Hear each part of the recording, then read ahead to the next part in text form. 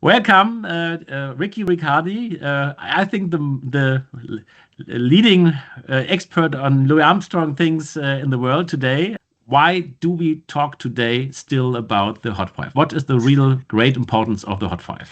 Well, first, I'm going to say thank you for having me. Great to meet you, Sebastian. Hello, everybody out there watching. Thanks for being at this very important concert this evening, this important celebration. We're still celebrating the music of the Hot Five because to me, it is the most influential music recorded in the 20th century. And a lot of that, of course, has to do with Louis Armstrong himself. I always like to say that I can name 1,000 great singers and I can name 1,000 great instrumentalists. But on these recordings with the Hot Five, Louis Armstrong completely changed the way people played music on their instruments, and he completely changed the way they sang. You know, when you listen to popular music in 1924, 1925, even when you listen to early jazz, great musicians, King Oliver and Sidney Bechet and people like that, then you flash forward to 1928, 1929, the whole world has changed. That's because of Louis Armstrong. And it's not just trumpet players. You know, if you're a trombonist, if you're a clarinetist, if you play the piano, if you play the guitar, you now have to solo like Louis Armstrong. You have to phrase like Louis Armstrong. You have to swing like Louis Armstrong. And if you sing, well, now, you know, he popularizes scat singing. He brings in all these words, sweet mama and baby and all that kind of stuff. And, you know, the way he phrases his melodies, the passion he puts in the lyrics, all of a sudden he basically invents American popular singing. And he does it all between 1925 and 1928. So for me, you know, where it's been 100 years, but you can listen to these recordings and they still sound fresh. We can still learn from them. It's the foundation of everything that followed.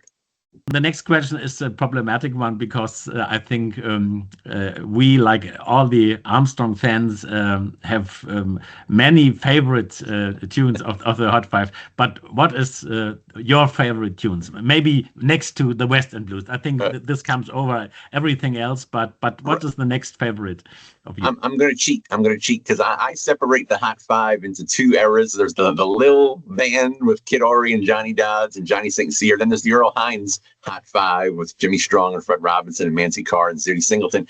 For the first band, I love Hotter Than That. Hotter Than That, to me, that's got everything. Armstrong's trumpet, the scatting, Lonnie Johnson, from start to finish, that's my favorite. And then for the Earl Hines Band, I'm a huge fan of Tight Like This. I think Tight Like This, that solo he takes at the end, the three choruses, it's kind of a summary of his entire life up to that point, and it gives me the chills every time I listen to it. It's the greatest. You're the curator of the Louis Armstrong Museum in New York, located in the house where Armstrong lived since, I think, 1949, as I remember. Is there anything from his Chicago days, from his Hot Five days, from Hot Five recordings that you have in your collection there? We have Louis and Lil's scrapbooks. Louis and Lil were making a scrapbook, and then at the same time, his future third wife, Alpha Smith, she was also making a scrapbook. So we have two scrapbooks that are filled with newspaper clippings, photographs, articles, advertisements, all from the 1920s. And as part of the centennial celebration, I'm working on it right now. I'm going to be doing a post on the Louis Armstrong House Museum website that I run. It's called That's My Home. And we're going to be putting up scans of all these scrapbook pages. So anything related to the Hot Five, we're going to be putting up in the next couple of weeks. And also, we recently received a collection of materials that originally belonged to Lil Hardin. It was her personal collection. Her family had it, then they gave it to a collector, and the collector died, and his son donated it to the Louis Armstrong House Museum. So we have photographs from the 1920s, an autograph from the banjo player Bud Scott, and one of Lil's copies of the Hot Five photos. We have Lil on tape reading from an autobiography that she was working on. She never finished it and she never published it, but we now have hours of her talking about Louis in the 1920s, talking about the Hot Five, talking about rehearsing in Chicago. So the collection continues to grow. If anybody finds himself in the New York area and you want to visit, you go to louisarmstronghouse.org. That's our website.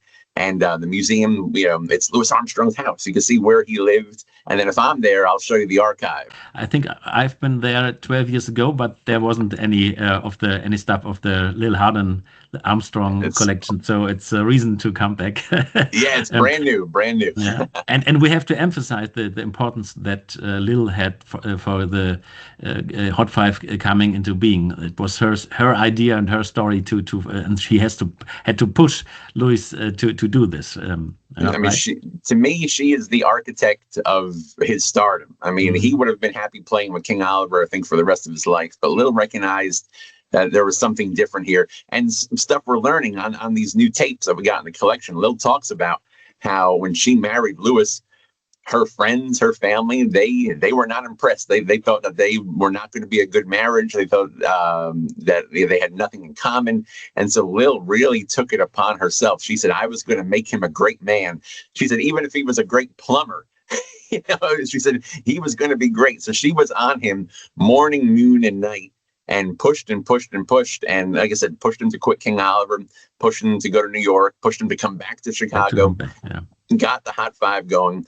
And so Lil's important for that way. But I do also some breaking news, and maybe I'll send some links. Lil is also a marvelous piano player. And sometimes on those recordings, it's hard to hear because, especially the early acoustic recordings from 1925 and 1926. But now we live in this technological world. And a friend of mine named Charles Chen, he's a piano player in San Francisco. He's been using AI.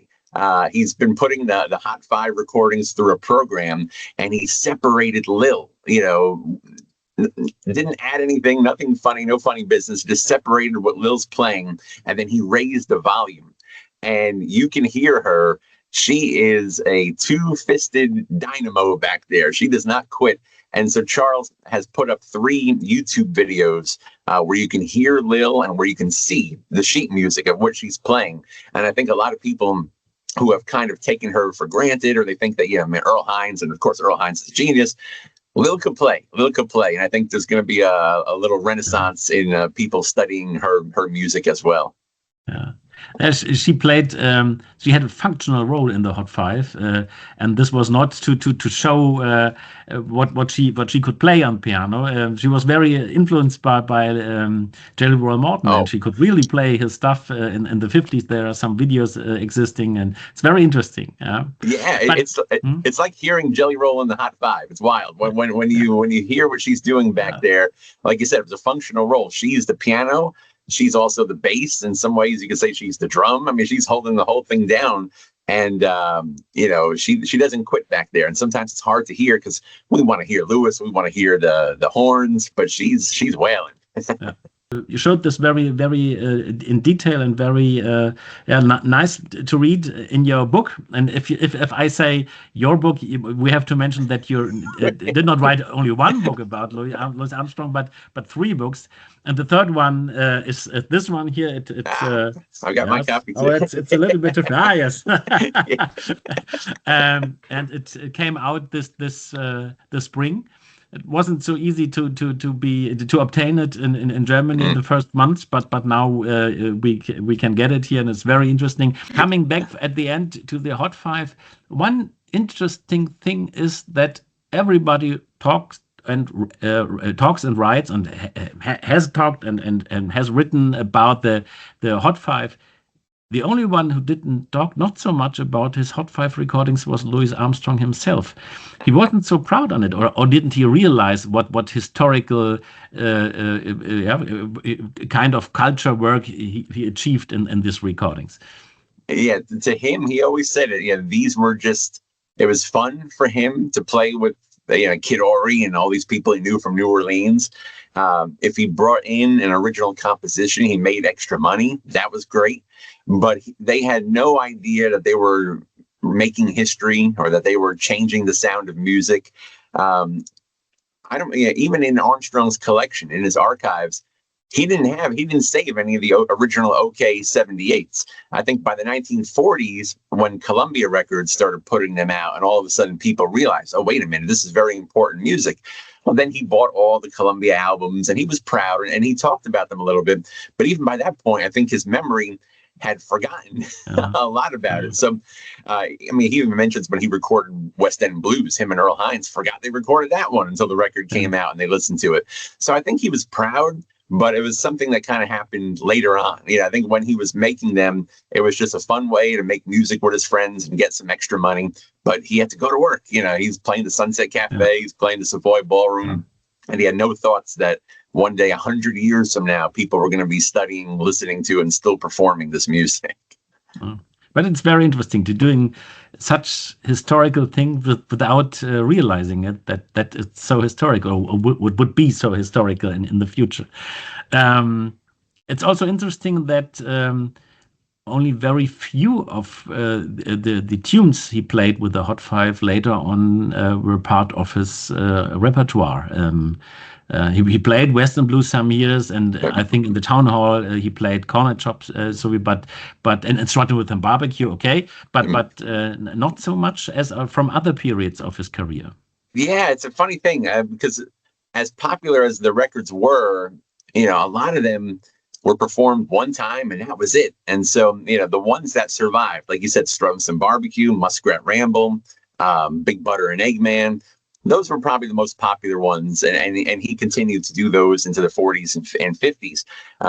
But later on, people would ask him, how come you don't play Oriental Strut, or how come you don't play any of these songs? And he said he still remembered them, but the musicians didn't. So, he would have had to teach them to the All-Stars. They would have had to have rehearsals, and the music's very hard to play. I just did a concert tribute to the Hot Five.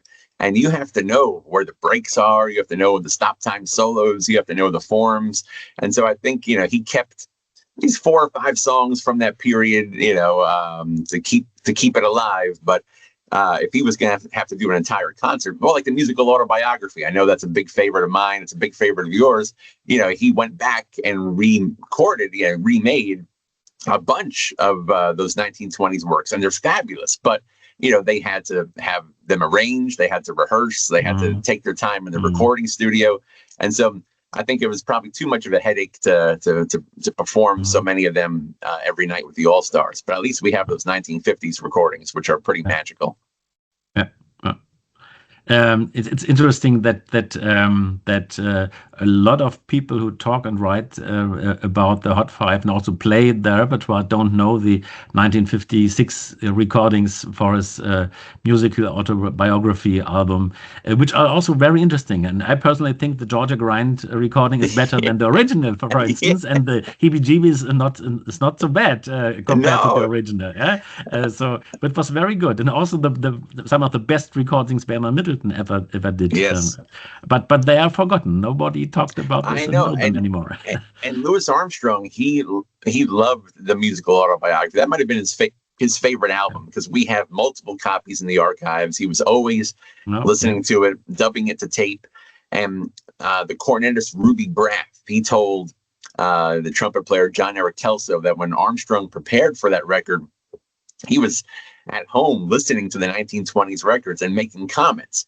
This one, we did it too slow. That one was too fast. This was in the wrong key. I wouldn't sing it that way. Whatever. And so he really took that job seriously, because he knew at that point critics were saying, well, he's doing okay. But when he was young, that's when he was at his best. And he wanted to prove something.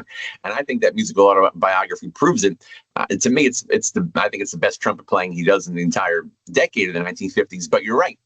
People don't know about it.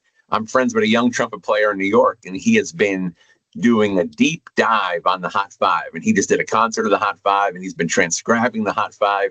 And then one day we're standing at the Louis Armstrong House Museum, and we always have music on in the background.